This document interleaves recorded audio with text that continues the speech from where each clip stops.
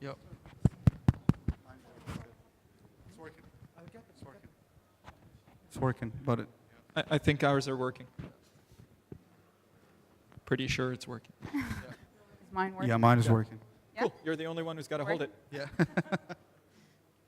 Thank you. Hello? Is it? Okay, great. All right, now we can get started. Finally.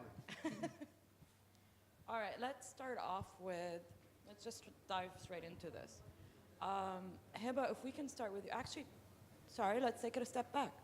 Can you each briefly introduce you guys yourselves? What is it that you guys do in real life? Sure. So my name is Heba Said. I'm the marketing manager for IBM Watson Customer Engagement Business Unit in Middle East and Africa. Here, I think you just need to get it close to you. Probably grab it. and here. Now? Yeah. Yes, perfect. I can hear myself, which is always a good sign. My name is Heba Said. I'm the marketing manager for Watson Customer Engagement Business Unit for IBM in Middle East and Africa. Watson Customer Engagement is the business unit in IBM that takes care of artificial intelligence and the application of artificial intelligence in the customer engagement end-to-end. So from marketing, e-commerce, all the way until supply chain and how AI can transform these functions. Hi. Is mine working? Can I not hold it? All right, that's fine. So my name's Roy. I'm the Chief Experience Officer for Europe, Middle East, and Africa for an agency called Geometry. That's me without a beard up there, in case you're trying to figure out which picture's associated. This happened. And I started a company a couple of years ago called Suluk. Well, we're changing the name to Suluk now. If you look for it online, it's called Gulf Meteor, which is why we're changing the name. And what we do is we apply basically anonymous technology to understand how people take decisions without identifying them, and then use that to install other technologies that can drive those decisions towards a certain direction or another, basically, so towards a certain behavior. Hi, everyone. It's Ahmed Sadouri, head of brand for Chevrolet and Mina for General Motors. My role is to really look after share growth, profitability, and brand health improvement for the Middle East and Africa. And glad to be here with you all right after lunch and after our tech snafu. I'm not going to let you easy on that one. I'm sorry, that was caused by me, my fault. Sorry about that. All right, let's start opening up this for discussion. Let's start off with what the impact of AI is on marketing, how it's going to affect the roles of marketeers, and why they should seriously start thinking of AI in general. Heba, let's start with you. AI is changing the world.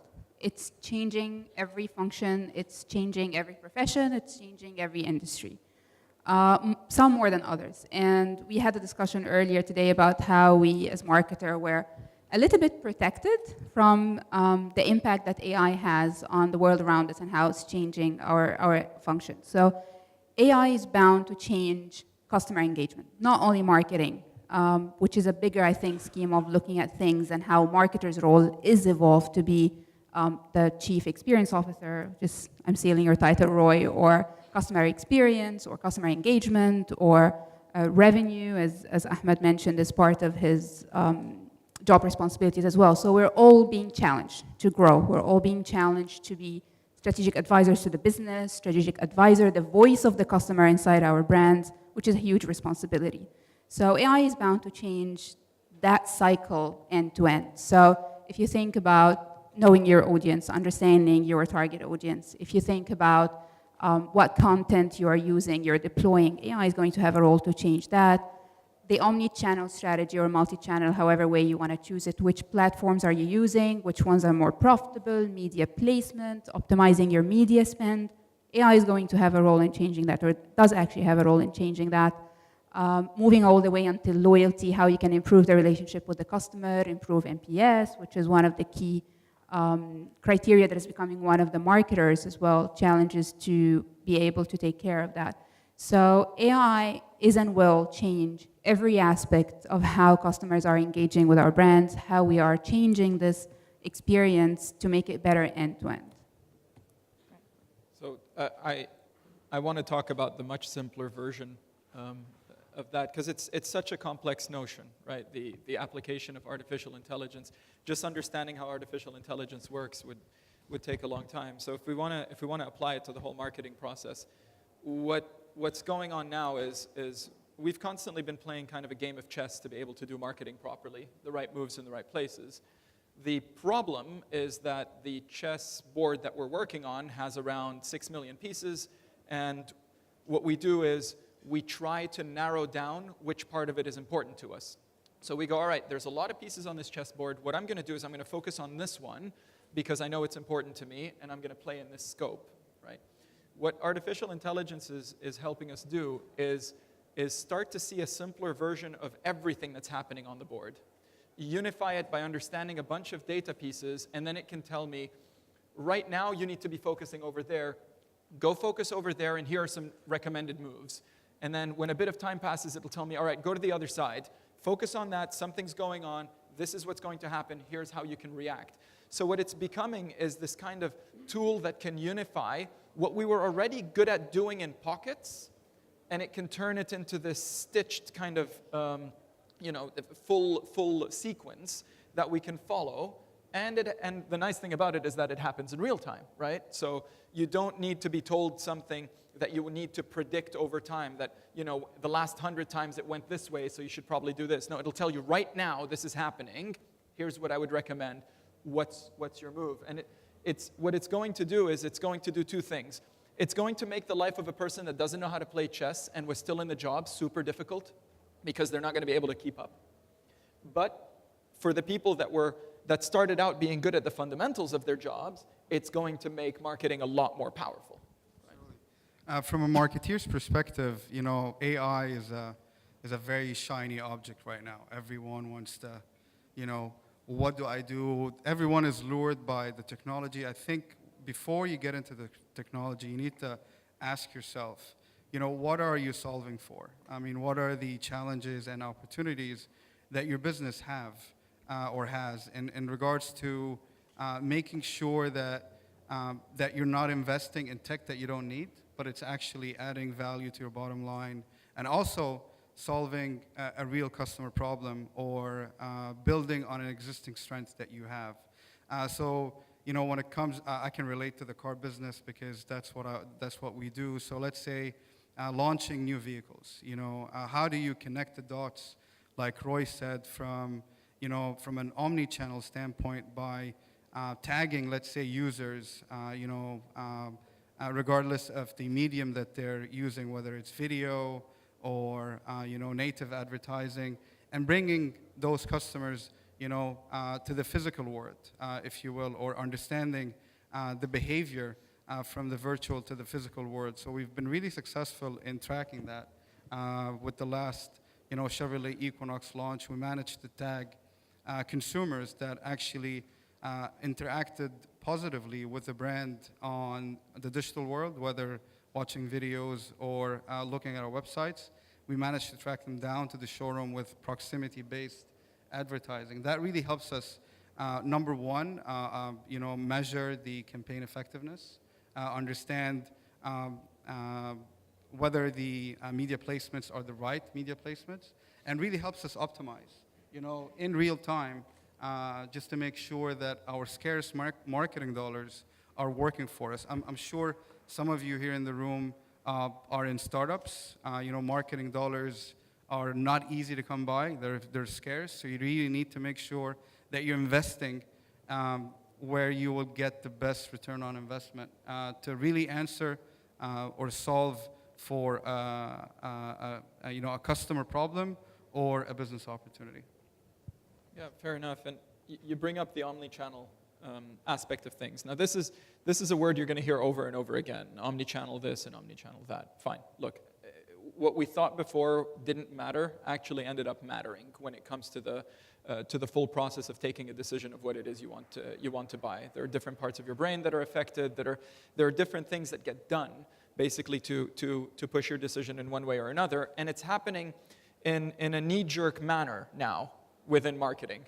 We were very much all about the dissemination, and then it was all about the interaction, and content is king. And then we figured out that we need to go into omnichannel, and all of a sudden, we hear this buzzword omnichannel, but all of the metrics, all of the data that we're getting is from the digital sphere, right? It's so easy to say that I want to track the whole thing through the omnichannel process, through the omnichannel buying process, and then if I wanted to pick up any data from the real world, rather than from the mobile or PC or whatever it is world, then the amount of data will go from this in the digital sphere to retail sales data probably in the real world. And that's where some of the issues are happening. We've got a problem with so much data in digital that sometimes you don't know what to do with it, and that's where systems like Watson can help kind of figure out how to manage that data. And there are other places where you don't even know how to collect it. How would I find out how a person's behaving in a physical space where I can't track their phone, and I don't want to put a unique identifier on them because I don't want to go in on their privacy, and you were talking about being creepy, looking over their shoulder, say, oh, do you like that Pellegrino? You should probably buy that Pellegrino. It's not, it does go. It feels invasive. It is, because it is invasive. It's someone that's watching exactly what you're doing, knowing that you're the one doing it.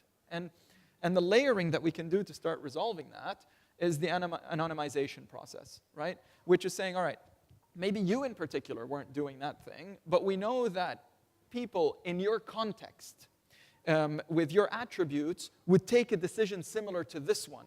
So we would like to recommend this, is where artificial intelligence can come in and kind of help out without crossing that barrier of becoming invasive. Yeah, right? just to go back to that in terms of brands have to earn the customer or the user trust first before personalizing the experience. Because the minute you start personalizing the experience without building that trust, it becomes a little bit creepy. There's a lot of case studies, here and around the world where brands really got it all wrong. That they personalized a message, that ended up getting a person, into trouble. Target? The Target one, you know what I'm talking about. And so brands really have to better understand, build trust with consumers first, and in the meantime, ask for permission throughout the process, and to make sure that not just the experience is personalized, but also appreciated. At the end of the day, we're earning customers for life. There is no, we're talking about a funnel, but we were talking earlier about a loop. It shouldn't be a funnel anymore because, consumers, us, we're buying all the time. There needs to be that loyalty loop built into the funnel to make sure that we don't touch those customers, when we know that their buying cycle is every 2 years. We need to be talking to these customers at every touch point. We need to understand who that customer is, why they buy. And I think artificial intelligence can really help us do that, but there also needs to be some human interaction and some direction, if you will, from a brand standpoint, based on what your brand stands for, what really, what do you stand for as a brand and as a company. Yeah, and if I may comment on what you said, Ahmed. So personal versus AI. So I hear a lot that discussion. So will AI do this for me? Will AI make that decision? Will AI choose my campaign? No. Marketers and chief experience officers or customer engagement professionals are still the voice of the customer, are still the more knowledgeable person about their customers and their loyalists, if you may call.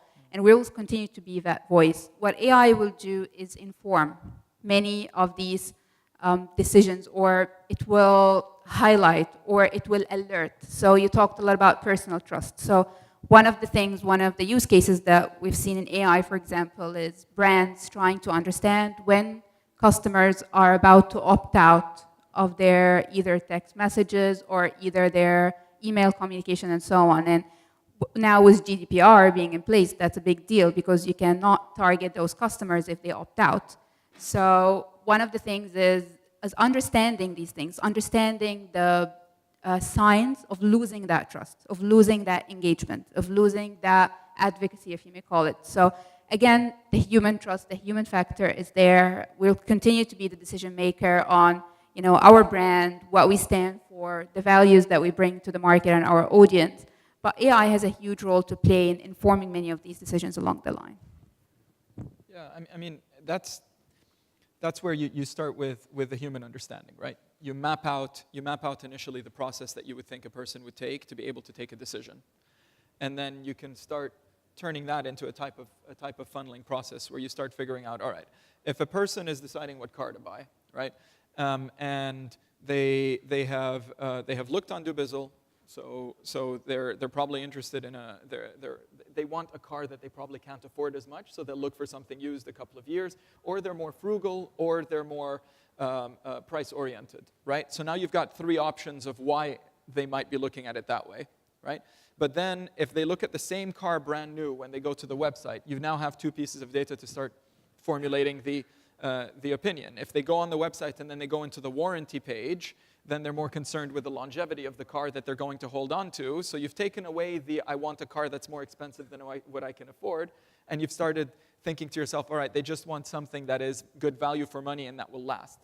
Those data points that you can pick up will start creating patterns. Those patterns will start helping you understand what is the journey plan that a person is taking when they're taking a decision. Or a group of customers. Or a group buying of in the customers. same segment. Exactly. That way you can start aggregating or individualizing depending on what permissions you have, whether they've opted in, opted out, and so on. So now you're starting to figure out, all right, I'm using artificial intelligence and machine learning so that I can understand each one of these points. The next thing I'm going to do is figure out how to use it to be able to communicate, interact, and create advocates. And that's where if they walk into your showroom, right, and they go up to the car, and in front of the car they start using a tablet that shows that they were looking at the power of the engine, the warranty, and I don't know, the colors that it comes in. Then their priorities are very different from a person that walked in and looked into the safety features, the number of people that it can fit, which probably means they're not looking at a Camaro at this point, right? And are starting to take a decision. With that aggregated information, the salesperson that's going to approach them now has a good conversation to have. They've got a starting point, they've got something that's interesting, they've got a way to open the discussion, and it's not going to be about something that is completely out of the way of what a person is looking for. And it's contextual because they've actually shown interest in your brand or product. Yeah. So you already have permission. There is that certain level of trust. They're either on your website or in your showroom, so you can actually have a meaningful conversation that is bespoke to their need. We were talking earlier about behavior. I think behavior is really important when it comes to AI because we're all different. We're all different human beings. We all behave differently. I think what AI is doing and continue to do is really help us as decision makers and marketeers understand the consumer behavior on our owned platforms, Yep. but also from third parties, from platforms, social media platforms and what have you. So let's talk maybe a little bit about behavior, the way we were talking about it outside. Yeah, I guess I can. So the behavioral kind of, yeah, the behavioral aspect of things is that you've got three different ways that your mind works when it comes to behavior. You've got your perception, your intent, and then your actual behavior. Your perception is if I asked you that if a person came up to you and pushed you, how would you react? And then you respond, oh, well, I would react in A, B, and C. That's your perception of yourself. That's what you think you're going to do, right? So let's try that out, and you don't need to answer, just think about it. Anyone who drives in the room, the last time you took a left, did you signal first? Did you look through this mirror, your rear view, or did you look through your side mirror? The issue with that question is that you will try to answer it rationally, where you should be looking rather than where you intended and actually looked. You won't really know which mirror you looked in, and that's how behavior works. Then comes in your intent. So your perception is what you think you're going to do. Your intent is what your brain wants you to do, and you're not sure whether you're in control over that. And then your final behavior is whatever the environment and context drives you to do at that moment in time. And the nice thing about AI and the difference between it and standard research that gets done is that standard research will go and ask a bunch of people a question, get the wrong answer because they were asking the perception part of your brain to answer it, and then end up drawing conclusions from it and try to drive your behavior that way, which is exactly the opposite of what you want to get done. And which is why, through smoking cessation, you know those warnings that they had on every ad that said smoking kills and so on? When they asked people, is this going to work? They said, yes, of course, I don't want to die. But when they put them in fMRI machines and they put that same message in front of them, it woke up the rebellious part in their mind, and then it made them want to smoke more. So the intent was the exact opposite of what the perception was created. With AI, what you're doing instead is you're tracking what's actually happening. You're collecting that, you're connecting them with each other, and then you're figuring out what behavior is going to happen, regardless of intent, regardless of perception. And that way you can actually change it from one thing to another. Because changing a person's mind is one thing, but changing a person's behavior is what you really want to get to. And that's where a system like Watson helps, right? Yeah, and Rory, what you said, so when we speak about AI, we see one of the key benefits of AI is removing bias. So we're all biased no matter what we do. We're marketers. Ahmed, if I ask you, close your eyes and picture the person who comes into your showroom and buys a Camaro, you will have a picture in mind. You will have a picture in mind. And that picture might be true 70% of the time, depending on how good we are, right? As marketers or as agencies, that picture might be 70% correct, 60% correct, or you might be really, really good and 90% correct. But even if it's 90% correct, that means you're still missing on that 10%. That 10% that you think are not gonna buy the Camaro, but they actually will buy one if you select them as a target audience, if you send them the right messages, the right offers, start to look at them in a way that you didn't think about before. So what AI does is coming up with these audiences. You know, one of the many, many things, coming up with audiences that you think, I didn't think that would be the right target audience, or that doesn't fit what I think. But it actually does, based again on behavior and based on also other things. So, and you know, we all see in this region, it's still very demographic driven region when it comes to targeting. So we're still, you know, you're getting things for women above this age, or, you know, people of certain nationalities or living in certain areas. And it just lives away a lot of the opportunities that just really do not fit that profile that we think. So if you think of one thing, and I know we talked about, you know, AI can change everything and it changes everything, but what is the one thing that we as marketers or as agencies can adopt and really see the difference and really see the impact and ROI to our brand? That's a question that needs to come from, you know, within each one of us. And we all know what is, you know, our weakest link. So we talked about the weakest link as well. Hello? You're still on. So we talked about the weakest link in our funnel. So is the weakest link is my audiences? Am I not reaching the right ones? Is it my media? Is it my content? Is it my loyalty, my advocacy? And AI can help all of these, but you just need to think, you know, what is the one thing that I could start with? And then that will change my entire funnel, because then it feeds back into that end to end. So AI again is going to change everything, but it's all about finding that weak link and trying to fix it and moving on from there. Yeah, we talked about, you know, the rips in the funnel, right? Because you can design the best customer journey. You know, it looks great on a PowerPoint. You know, you're spending a lot of money creating demand, and then it breaks down somewhere, right? I think you know, where AI or data, what data helps us to do is really understand how we're walking those customers down the funnel. And we could do that in real time. You know, we have access to tools today that really allow us to do that, really look at that target audience or that campaign you have in the marketplace today and set those KPIs and have a look at those KPIs after 10 days. Are they really driving in the direction that you want them to drive? And learn how to pivot. You know, you have to learn how to pivot to see, well, maybe this is not working. And I think, you know, data and artificial intelligence and how we can read that data is becoming not just important, but actually it's becoming a must in today's environment and the, you know, business of tough competitors. If I can jump here real quick right now, because I like the direction we're going in, but what I want to make sure we address over here today is like, listen, 10 years ago, I don't think any of us thought we're going to be here talking about AI and marketing in the future. We were still seeing them in sci-fi movies, and they're probably villains most of the time. But we're here today, and things are moving quite rapidly. There's GDPR that's taking place. Like, there's so much stuff that's happening, and I think a lot of people are overwhelmed of where do I start from? If we can address, like, starting points, pain points, challenges, where have you been stumped, case studies that you guys have, like, something we can take away from here, some, like, key, I don't know, key takeaways, like, that we can take home and start studying and start from somewhere, and stuff to keep in mind, beware of certain things if possible. Yeah, I can start with a very easy answer. Start anywhere. That's the nice thing about machine learning and artificial intelligence, is that the more you do of it, the better you get at it, and the better the system gets at understanding the data set that you've got.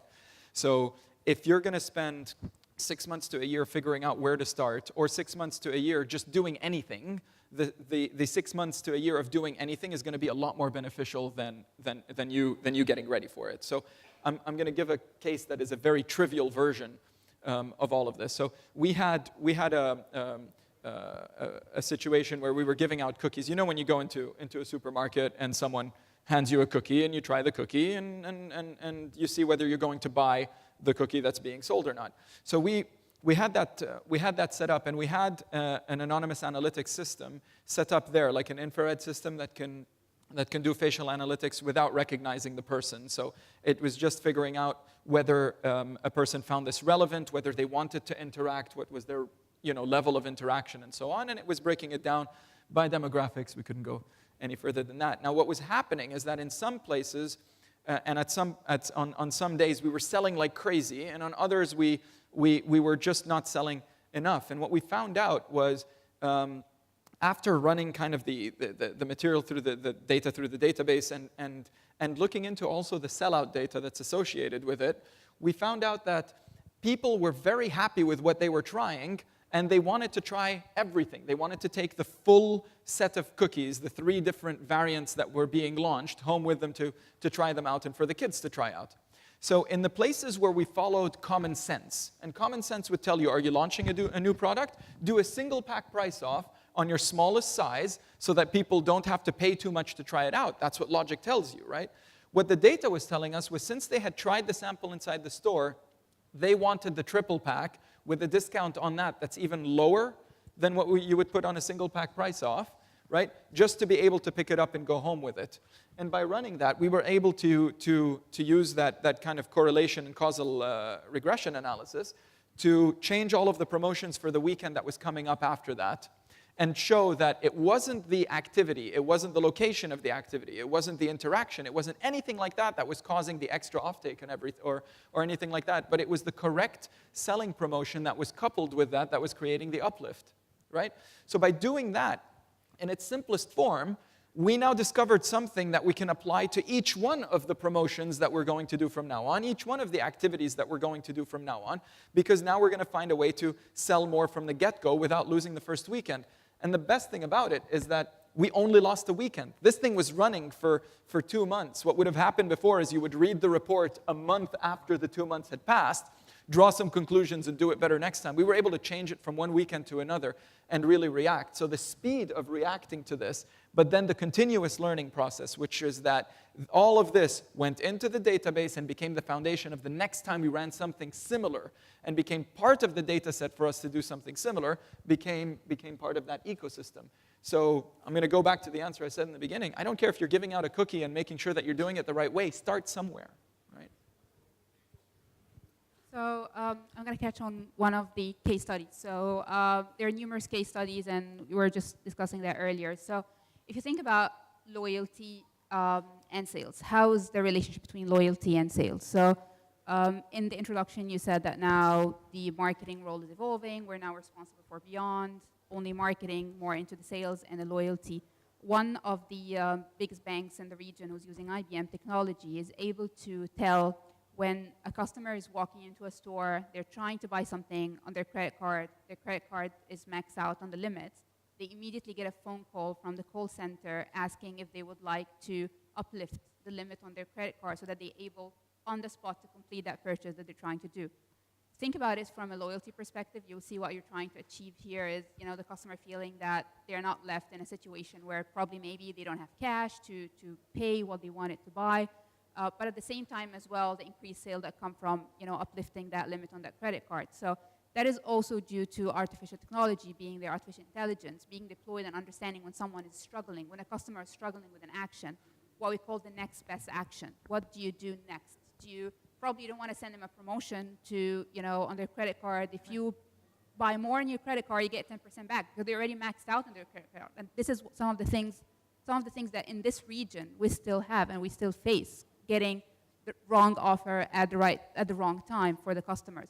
So what is the right audience? What is the right audience for each promotion? At every stage in the sales cycle, artificial intelligence helps with that. Struggle detection. So we talked about someone going to a website, e-commerce, trying to buy something, but they're struggling. They put it on their cart, they go to the cart, they don't find it there. Or they go to the cart, they try to check out, it's asking them for some promo code, they enter the promo code, they get an error. Or they get an error when they're trying to check out.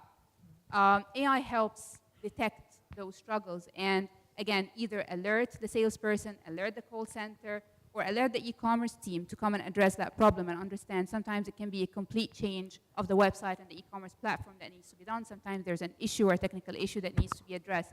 So endless applications of AI. And the region, I think, it's still waking up to the power that it can bring and the opportunity that they have. We see bits and pieces, some people deploying AI in different areas of the funnel. We're still yet to see brands that employ AI across and then benefit from that learning that Roy talked about, because one of the key learnings of AI is the learning. So you're running a campaign today, or you're running a promotion, you get learnings, and next time you're doing it, you're not starting from scratch. You're not, again, scratching your head. It's like, okay, last time I did this and it didn't work out, this time let me try this. No, you should have more informed decisions. You should be able to make informed decision about what offer, what target, what content, what messaging or what platform you're using the next time around. So that's, again, the power of AI. When you look at some of the applications on AI from a mobility standpoint, and I think globally, there's definitely automotive is one of the industries that is really reaping the benefits of machine learning. Through whether it's through autonomous driving or peer-to-peer communication, to get there. But one of the things that we're also very excited about is what we can learn about our customers in terms of their driving behavior and really offering them value based on that learning. So in the US and Canada, and other mature markets, we're actually saving customers money because we can track their driving habits and we can share that information with their permission. With insurance companies, that they can get a better driver score, so they can actually, instead of just having a credit score now, you can actually have a driver score. And that really tells the insurance company that you're a safer bet compared to everyone else. And you can only achieve that through machine learning, right? The car is, linked to telematically through either, SIM card or satellite. To a server, and it uploads information to that server. Specifically also looking at autonomous driving, machine learning is going to play a huge, huge role, especially with the introduction of 5G network, and we still haven't seen yet, but we're very excited about it because vehicles can start not only talking to each other, but actually learning as they go. If there's a puddle, they'll be able to say there's a puddle here, so cars will circumvent, or if there's, traffic, there, you don't have to do anything.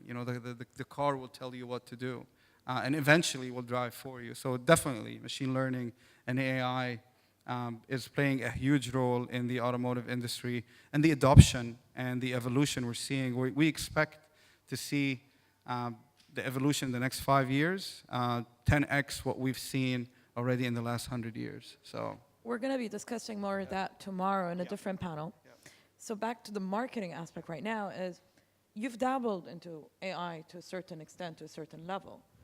How far have you reached, and what was a hurdle maybe when you were trying to implement AI? I think, again, I mean, we starts with insights first. What we were looking to do, either it's solving a problem, right? Or, building on a strength. So for us, in terms of interacting with customers. So, chatbots are becoming a necessity. I mean, consumers today don't want to wait. They want information right now. And they don't want to look for it either. They want someone to tell them, yeah, this is what you do, and this is how you do it, and this is how we can help. Millennials love to do business, with brands that are easy to do business with.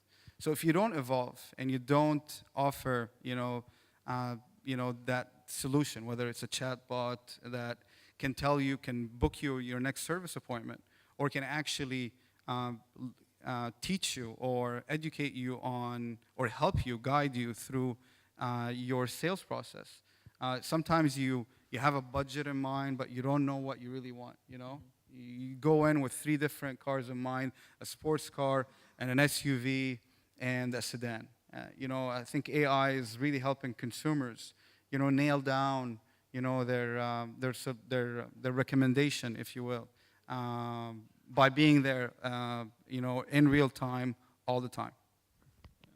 And I think another hurdle, because it's going to be really useful to marketing, but this is semi-anecdotal evidence. Let's call it that. It's what we've seen most often is that when we're shown budgets for the application of AI for cost reduction, the budget's about this big. When we're shown a budget of the application of AI for improving the journey of a customer, the budget goes down to about this much. So when we talk about chatbots, chatbots can make life a lot easier when you're trying to take a decision, when you're trying to do these things. But the majority of applications so far have been, how can I reduce the number of people in my call center by replacing them with an online chatbot instead? And that way, what you end up with is this abuse of artificial intelligence, because what you end up doing is you use something that was meant to increase your net promoter score. Absolutely. I across completely the line, agree. right? Your And- starting point has to be it needs to be with your customer at the center of everything that you do. And that's it. That's where the biggest issue we're facing is, right? It's the, I want to cut costs. Find me a robotic process automation. Show me a machine learning process, or show me a piece of AI that can automate this so that I can cut my costs. Man, everyone's running towards that, and 90% of all of those will come from a brief from procurement with IT combined to be able to do something like this. Talk to a marketing team about And this. you end up getting the wrong results, mind Oh, you. absolutely. Absolutely. What you think a person that's dissatisfied is going to decide, well, at least they tried, I'm going to stay a customer? Absolutely not. And that's the whole point, right? The service, it drops off, your NPS declines. It's the only thing that you can actually correlate to sales uplift, your NPS, and it all goes down the drain. But it's quantifiable. The amount of money you've saved is quantifiable. Someone's gonna get a bonus for making that mistake. That's a big barrier. And another barrier is, I think, one that you would face a lot, which is the level of not just education around AI, but willingness to adopt it. You'll have people that are interested in it, going full gung-ho towards it, and then you'll have 8 other people in the room going, do I really need to learn about this now? Do I really have to get into this? And that creates a fragmentation. What you end up with is, instead of looking at the power, remember we were talking about the chessboard in the beginning, looking at the power of how to do this whole thing, you end up with enough budget to do it for this part of the chessboard, and you're like, well, I could have done that myself. Well, yeah, because you limited it to what you could do rather than looking at it replacing what you can't. Right? And that's where the issue is. There's a full behavioral journey to people taking a decision, and the application of machine learning and artificial intelligence to this scenario is across the journey, not finding a spot and anecdotally applying it and then moving on with your life. It doesn't give you the benefits. Yeah, I think if we're talking about challenges to AI, so working with a lot of brands as well and agencies as well, it's what can it do for me? So, we get people coming to us as like, AI is cool. I would like to have this. I want to have this part. I want to have a chatbot. And then you start to dig deeper into the questions why, and then sometimes they don't have answers. Sometimes they're like, okay, I want to use AI. So what do you want to use it for? I mean, it's like a car. You want to use a car? Where do you want to go? So these are the source of questions that we find ourselves. I mean, IBM is a technology company, but we're also a consulting company, so we do have those conversations. But I think there's a lot of interest in AI right now. It's the same if you think about it in the dot-com era. So everything was dot-com then, now everything needs to be AI, or I want to be AI, or I want to have AI. But we're not thinking about the purpose or the end result of that. So again, I think we need to look at our business, and sometimes it's a big discussion to have, as Roy said, because there are many stakeholders. I mean, IT is a stakeholder, marketing is a stakeholder.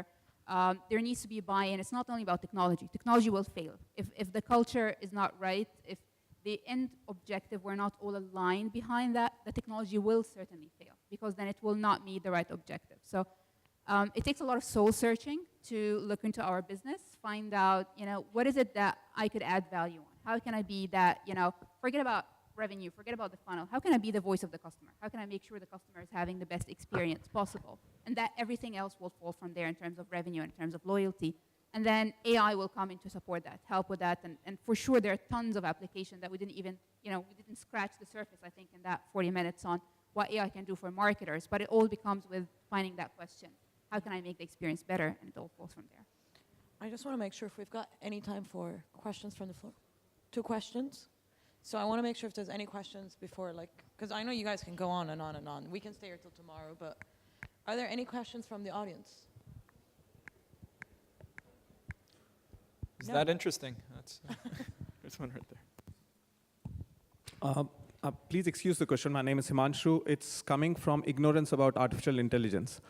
A lot of comments and discussion I see is, in my mind, you're just talking about advanced data analytics in some manner or form. And you're not really talking, whether it was the retail example, car driving, I understand, but in a number of cases, I see a misunderstanding of artificial intelligence, especially by supplier side, where they were doing algorithms and they just start presenting the same service and start calling in AI. And just a quick remark to differentiate between those 2 points, right? So and I assume it's a journey, but there was always data analysis and that has improved. That's a service by itself, but where does the transition happen into, then you can genuinely say this is artificial intelligence and not really Fantastic data question. Thank you for that. So we do face that a lot in the market as well. So everyone around the corner claims they have AI. They have AI analytics, or they have AI algorithm, or they have AI what. So there's a very basic definition of AI that you can just very simply ask the person or the vendor or the supplier who raised that question. If they cannot answer that, then it's not AI. AI has 4 things. It understands, it reasons, it learns, it interacts. So this is IBM's definition. Let me use an example of how that works. So my favorite example, I can use all the difficult technological examples, but simple one. Child. You see a child sees a candle. The child touches the candle, his hands will get burned. The child understands the next time around he sees a candle, he's not going to touch the candle because he understands that if I touch that candle, my hands will get burnt. It reasons, meaning that as it grows older, it understands why his hands got burned. My hands got burned because there's neurons in my hands that got hurt by that candle, and sent the signal to my brain, and my brain told my hand to move away. So that's how reasons, understand the reason why things happen. Learns. So next time around, I see a candle, I'm not going to touch the candle. And then interact. So be able to communicate in whatever way. Sometimes, it's speech, sometimes it's text, sometimes whatever way, communicate that process that I just described. So if you have, a supplier coming in, it's like, okay, I'm going to apply AI into understanding your audience. So I'm going to hear the best segments of audiences according, you have a product launch coming up, Ahmed, here are the right audiences. I applied AI, and here are the right audiences for that. You do your campaign, there are learnings. Of course, there's a margin of error.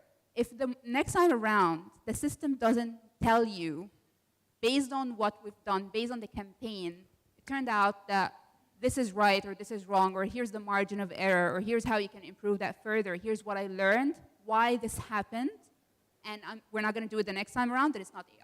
Then it's simple analytics. So, yeah, so in the examples that were given, so the car one was very clear, right? The retail one, the decision that was taken based on the correlation analysis was algorithmic. It wasn't artificial intelligence. The ability to detect the difference between relevance and irrelevance when a person was approaching through the infrared sensors was a machine learning process that was getting better as it was going along. So it was the collection process that was machine learning driven. It was the analytics that were algorithmic. And then it was the decision of what to do next time combined over 4 or 5 campaigns that was then machine learning again. And you're never going to have a sequence where you say it's all artificial intelligence that's resolving the whole thing from A to Z. You're going to have sections where, if an algorithm can solve the problem, don't overdo it, right? So, and that's where that kind of thing happens. And that's why it's very important to look at the full chain rather than looking at the independent unit, because then it allows you to really see the full sequence happening, and that's where the power of the full artificial intelligence sequence happens. And walks Arnold Schwarzenegger in the back. No, just kidding. Thank you for a very informative session. My name is Desiree El-Shiber. I'm with Digital McKinsey. The question that I have is, do you have any examples of applying machine learning for text or speech-based in Arabic? And how do you deal with the different dialects? Yeah, that's a good one. That's a very good one. I can honestly say no. So IBM's key artificial intelligence engine is IBM Watson. And Watson is infused into all the solutions that we have end to end. So Watson, when it was deployed globally, it was launched in 2011. There were 6 languages that it was supposed to be launched in, and Arabic was one of them. So I think it's still in the learning phase, and Arabic is a very challenging language in terms of the dialects, the different dialects, the different way you... We're still suffering. Yeah, the Franco-Arab, so people as well, some people don't even write in Arabic, it's Franco-Arab. So come to that. A lot of brands are starting to experiment with that, but again, it's one of the very challenging languages to understand, especially if you're talking about social media listening. That's where it's text. So if you put in a standard Arabic text into Watson, it will be able to analyze the tone, what we call tone analyzer. So is that text, is it passionate, is it strong, explosive, quiet, calm, and all these things. But then when you come at a larger, talking about a brand, that's trying to do social media and so on and so forth, it's still got a long way to learn. The good thing is it learns. So, as we said earlier, we get a lot of brands coming in, it's like, okay, in 5 years' time, everyone is going to have AI. So what's the benefit of using it today? I'll just wait until, everyone has to have it, and then, we'll just... But within that 5 years, you will have a competitive advantage. So brands that start to use that, they start to train it and learn it. And you can actually train Watson. You can tell it that, Hub 7OB means love, which, I'm sorry, speaking Franco-Arab, so that's the Franco-Arab way of writing love in English, which the youth now, and we're talking about millennials, we're talking about Gen Z, and the kind of weird languages they come up with to express themselves. So you can teach it. So there is a way that you can feed in, this means that, this means that, this means that, and then it will start to learn on its own. So it's not a yes or no question. It's a little bit bigger than that. So I think brands are experimenting, and it will be a while. And again, language continues to evolve. Even the English language, I don't know how many English words get into the encyclopedia every year. There's a statistic for that, and there are new words that come in as we go along, and as humans are evolving, the language is evolving, not only Arabic, but English and other languages as well. So it's a learning process. It's getting there. One of the interesting things as well is understanding intent. So we talked about sarcasm. Someone has a problem, and then they go onto social media. Sorry, Ahmed, I'll call you. So they have a problem with General Motors. They go, I love General Motors. Don't you just love General Motors? And a very dumb artificial intelligence will go, oh my God, this is positive sentiment. But if you get the context of that, what AI is being trained to do right now is look at things into context. So who's that person? What did they do before they go that? Did they see a video on YouTube which they didn't like and they commented a negative comment, and they went on social media and they posted that? Understanding the image. So, for example, their car broke down. Sorry, Ahmed. They took it. Bagging on me, man. Their Camaro broke down, and they take a picture Roy of is it. here. They put it on social media and say, "Don't you just love GM?" Or make fun of the mics. No Camaro for me, I guess. Huh? So it's understanding the context. So the person posted a picture of their car broken down to the side of the road, and then they put, don't you love GM? And so that's not a positive comment, even though the language is positive. So it goes beyond the language. It goes beyond understanding the context. Again, it's learning as it goes. As a company as IBM, we didn't continue we didn't stop the investment in Watson. I mean, it's a continuous investment. It's our biggest R&D project in IBM's history. And it's going to continue to learn. And again, as brands adopt it, the more it's going to learn from humans as well. So that's it. All right, thank you very much. Thank you for joining us. If anybody else has any additional questions, just badger them, chase them. They're like going out, okay? Thank you. So much. Thank you. Thank you for having us.